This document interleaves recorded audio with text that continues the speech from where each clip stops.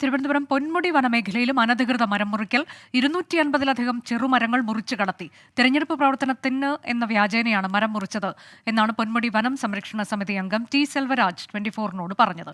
വിഷയത്തിൽ വനം വകുപ്പ് അന്വേഷണം ആരംഭിച്ചു. ഇത് 24-ന്റെ എക്സ്ക്ലൂസീവ് വാർത്ത കൂടിയാണ്. ഷഫീദ് റാവുത്തർ വിശദാംശങ്ങളുമായി. ഷഫീദ്, ഇവിടെ വന സംരക്ഷണ സമിതിയുടെ പ്രവർത്തകർ ഉൾപ്പെടെ ഇതിൽ പങ്കാളികളായിട്ടുണ്ട് എന്നൊക്കെയുള്ള വിവരമാണ് വരുന്നത്. ഇപ്പോൾ ഈ അന്വേഷണത്തിന്റെ പുരോഗതി എങ്ങനെയാണ്?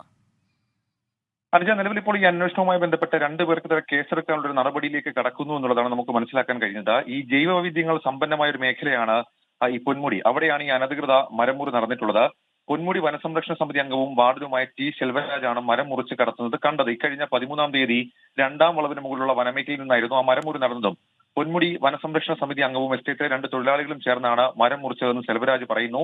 ഈ സംരക്ഷിത മരങ്ങളടക്കം 250-ലധികം മരങ്ങൾ മുറിച്ച് കടത്തി എന്നുള്ളതാണ് ഇതുമായി ബന്ധപ്പെട്ടുള്ള ഒരു കണ്ടെത്തൽ. പിന്നാലെ ഈ വാർഡനായ ടി സെൽവരാജ് റീജിയണൽ ഫോറസ്റ്റ് ഓഫീസർക്ക് പരാതി നൽകി.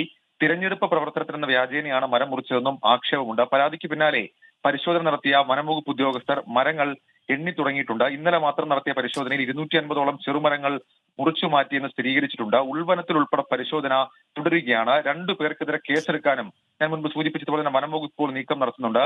തിരഞ്ഞെടുപ്പ് പശ്ചാത്തലത്തിൽ കേസ് അട്ടിമറിക്കാൻ നീക്കം നടക്കുന്നുവെന്ന് വനംവകുപ്പ് ഉദ്യോഗസ്ഥർക്കിടയിൽ തന്നെ സംസാരവുമുണ്ട്. അനുജ, പൊന്മുടിയിലും നടക്കുന്ന അനധികൃത മരം മുറിക്കലിന്റെ വിവരങ്ങളാണ് ഷഫീദ് റാവുത്തർ നൽകിയത്.